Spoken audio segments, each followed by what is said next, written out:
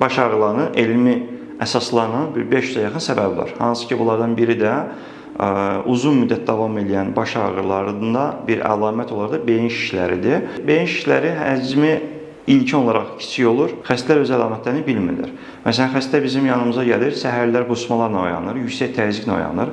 Bəzən cavan insanda səbəbsiz yüksək təzyiqləri olur və yaxud da ki, bəzən xəstə göz həkiminə gedir və uzun müddət gözündən əziyyət çəkir, görməsindən əziyyət çəkir. Görmənin bir hissəsində torluq yaranır, yaxını görmür, uzağı görmür və buna beyin əməliyyatı olmadan müalicələr gedir.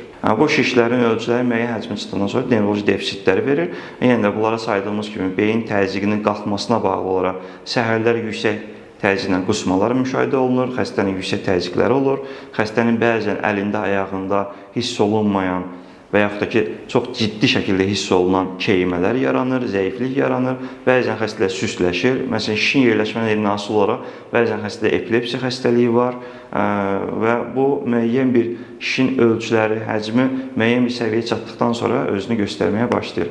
Yəni, buna ilkin vaxtlarda biz MRT eləyib təyin edə bilsək, şüa terapiya, kimya terapiyaya göndəririksə, prosesi dayandıra bilirik. Bəzən şişin gedişatını əvvəlcədən bilə bilərik. Bəzən ilkin etapda əməliyyat edib daha az xəsarətlə xəstəni həyata qaytara bilirik.